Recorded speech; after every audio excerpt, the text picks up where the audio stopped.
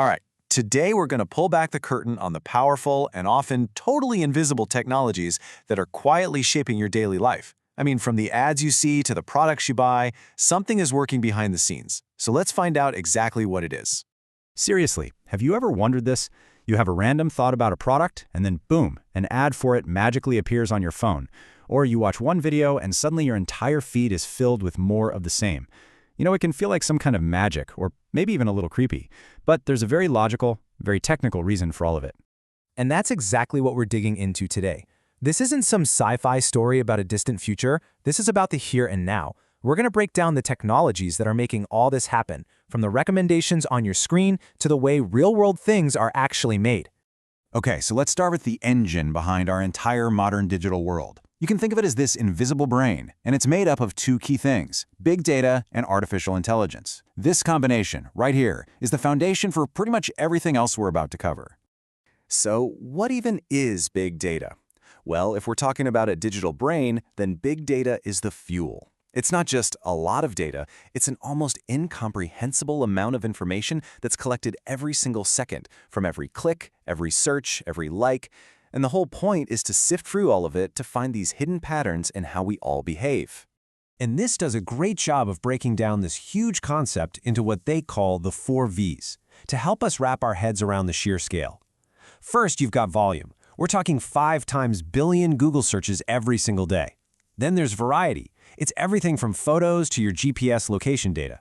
Next up, velocity. The speed is just staggering, like 2 million emails sent per second. And finally, veracity, which is super important. Not all this data is accurate. I mean, that stat about nearly half of all email being spam, it shows you just how messy this fuel could be.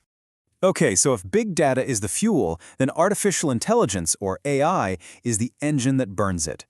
AI is what takes all of that messy, chaotic information and actually turns it into something useful. It's the part of the brain that analyzes all that data to make decisions and predictions. So how does this AI brain actually learn? Well, it happens through a process called machine learning, which is actually simpler than it sounds. First, you just feed the machine a massive amount of data. Then it crunches through all of it, automatically finding patterns, connections a human might never, ever see. From those patterns, it builds a model, which is basically its own little understanding of the world. And finally, it uses that model to make predictions, which is exactly how Netflix knows what you want to watch next. And machines basically learn in 2 main ways. On the left, you have supervised learning. This is kind of like having a teacher. You give the AI data that's already labeled, like, here are 1 million pictures and these are all cats. It learns from those labels. But on the right, you have unsupervised learning. This is more like exploring on your own. You just dump a massive unlabeled pile of data on it, and the AI figures out its own patterns, grouping similar things together all by itself. Okay, so we've talked about the invisible digital brain. But what happens when that intelligence wants to move from the digital world into the physical one, to create real objects, almost out of thin air? Well, that's where we get into 3D printing.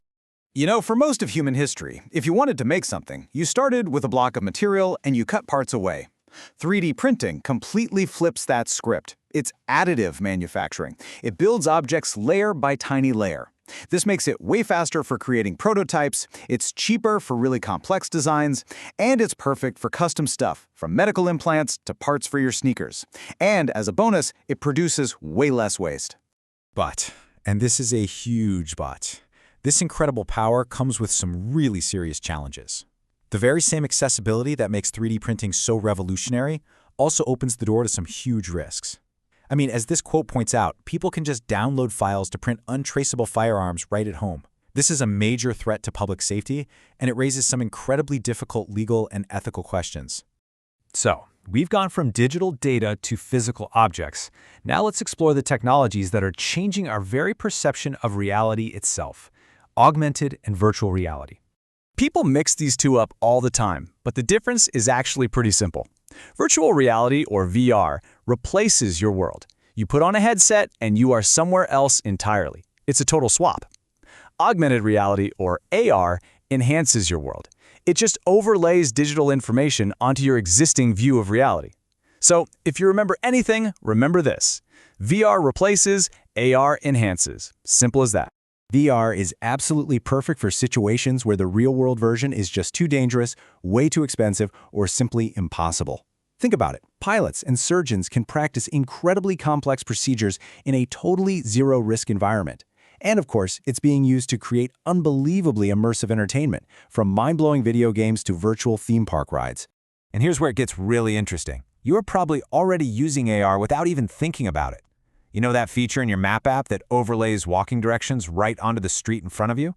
Yeah, that's AR. The app that lets you see how a new couch would look in your living room before you buy it? That's AR too. It's quietly becoming a part of our daily lives, making our tools more intuitive and a whole lot more powerful. So all of these tools are incredibly powerful, and they are absolutely here to stay. But what does that really mean for our jobs, for our society, for our future? This is where we have to start weighing the incredible promise against the very real peril. Let's just start with a number that's kind of hard to ignore, 47%. According to a landmark report from the University of Oxford, that's the percentage of U.S. jobs at high risk of just being automated away. And we're not talking about some far-off future.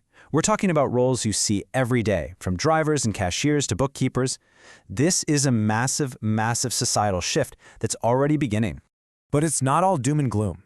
While some jobs might disappear, this technological revolution is also creating entirely new ones. I mean, roles like AI specialist or data protection officer, these weren't really common things a decade ago. The really crucial point isn't just that jobs are changing, but that the skills that we need for work are changing too. And this brings us to these new ethical minefields that we have to figure out how to navigate. For example, if a self-driving car, which is guided by an AI, gets into an accident, who's at fault? Is it the owner who's just sitting in the passenger seat? Is it the car company? Is it the programmer who wrote the code? There are no easy answers here, and our legal systems are basically scrambling to catch up. So where does all of this leave us? Well, we are at this really critical moment, holding the blueprints for the next chapter of our world. The question is no longer if we're going to use these technologies, but how we're going to choose to use them. And this, right here, is the key takeaway. AI, 3D printing, AR, VR, these aren't just gadgets or passing trends.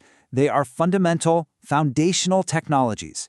They're like the new bricks and mortar that we are using to construct the world of tomorrow.